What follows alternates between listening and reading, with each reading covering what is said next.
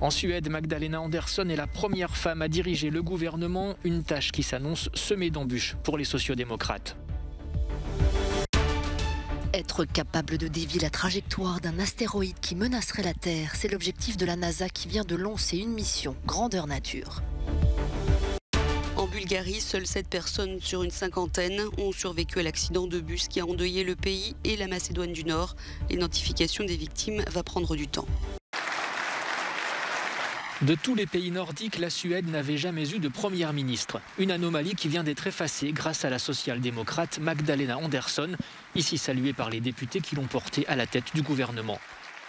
L'élection de cet économiste de 54 ans est fragile. Déjà, il aura fallu 2 semaines de difficiles tractations politiques. Ensuite, si Magdalena Andersson a été élue, ce n'est pas uniquement grâce aux 117 voix obtenues, mais surtout parce que ses opposants n'ont pas été assez nombreux.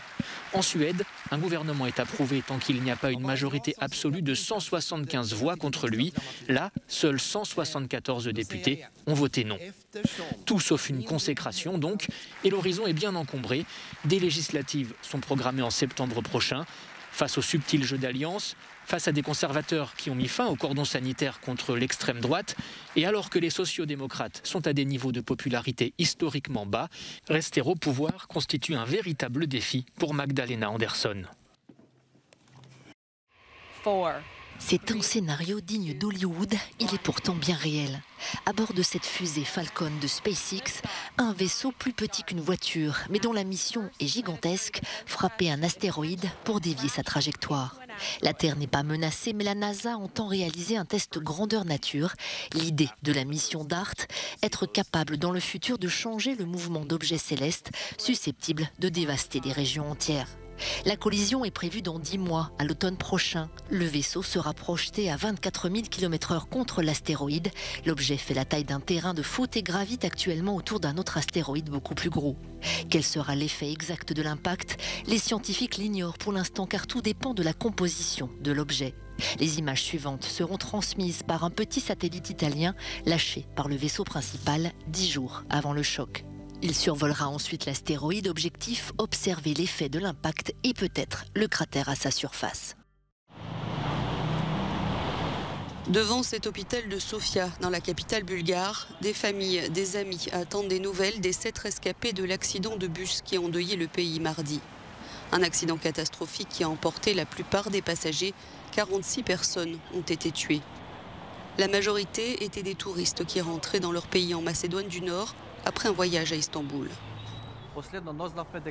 Je sais seulement que mon oncle, un homme de 49 ans du village de Dolno Kolikani, se porte bien. Il est dans un état stable. Il a seulement quelques égratignures sur le visage, mais ce n'est rien, sa vie n'est pas en danger. Pour les autres, ma tante et mon cousin, nous n'avons pas d'informations définitives. Mais les médecins disent qu'ils ne sont pas là. Il se peut qu'ils soient morts sur le lieu de l'accident. La cause de cette catastrophe routière n'est pas claire. Selon les autorités bulgares, le bus a fait une embardée sur l'autoroute, arrachant une section de 50 mètres de la glissière de sécurité. Mais on ne sait pas encore si le bus a pris feu avant ou après l'accident. Aucun autre véhicule n'a été impliqué. Étant donné la gravité de cet accident, le président bulgare a pris la parole pour exprimer ses condoléances. Nous sommes aux côtés de nos frères nord-macédoniens et pleurons ensemble cette tragédie. Nous espérons que les survivants se rétabliront vite. Les 46 victimes n'ont pas encore été officiellement identifiées, mais les autorités bulgares ont précisé que 12 enfants et de nombreux jeunes âgés de 20 à 30 ans se comptaient parmi elles. Un homme a déclaré avoir perdu toute sa famille. Une vaste explosion a secoué la banlieue de Belgrade, la capitale serbe. C'est un incendie dans une usine d'armement qui a provoqué la déflagration. 2 personnes ont été tuées et 16 autres blessées. Le bruit assourdissant de l'explosion a retenti dans les quartiers de Bubanj Potok, à une quinzaine de kilomètres du centre de la capitale. Un important nuage de fumée a été observé. Le commandant des pompiers a déclaré qu'il y avait environ 40 ouvriers dans l'usine au moment de l'explosion. Le même nombre de pompiers étaient sur place pour contenir l'incendie et empêcher une autre explosion. À notre arrivée, nous avons réalisé qu'il y avait eu une explosion dans un entrepôt de combustible pour fusées de 240 mètres carrés. Là étaient stockées 500 fusées avec 30 kilos de combustible. Après l'explosion, l'incendie a été éteint. Et nous avons sécurisé les lieux pour nos concitoyens. Les blessés souffrent de brûlures et beaucoup ont été exposés à des fumées toxiques. Une grosse explosion avait déjà eu lieu dans cette usine en 2008 et avait fait 3 blessés. La société propriétaire de l'usine et des pros a déjà fait parler d'elle dans les médias l'an dernier lorsque des sources azéries ont affirmé que l'armée arménienne utilisait leurs armes. Contacté par notre correspondant à Belgrade, le rédacteur en chef d'un magazine spécialisé dans l'aéronautique nous en dit plus sur ce que fait EDEPRO. Cette entreprise est véritablement un leader régional dans la production de moteurs de fusées et de turboréacteurs, dit-il. Ils ont commencé avec des moteurs pour divers missiles, des drones plus petits et du carburant pour fusées de différents types et à des fins diverses.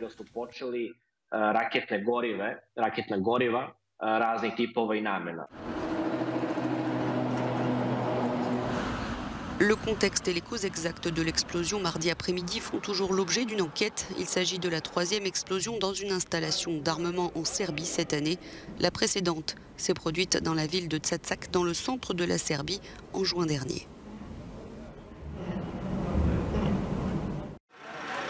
La Pologne et le Bélarus ont tous les deux des responsabilités dans la crise humanitaire qui affecte les milliers de migrants coincés à leurs frontières.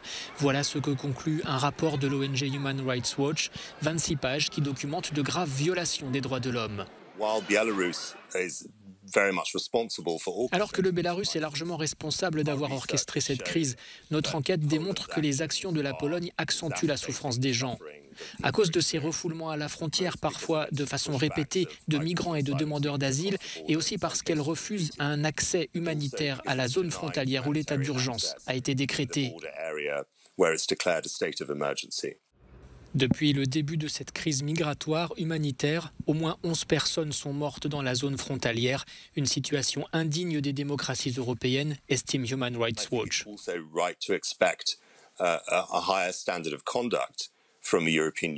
Il me semble normal d'attendre des États membres de l'Union européenne qu'ils respectent des normes de conduite élevées comme dans toute démocratie. Il y a un engagement à respecter les principes fondamentaux des droits de l'homme. Donc avec un accès humanitaire approprié et en cherchant davantage à s'assurer que les personnes qui déclarent souhaiter demander l'asile ont un accès à un processus adéquat, nous pourrions voir un changement significatif de la situation du côté polonais de la frontière.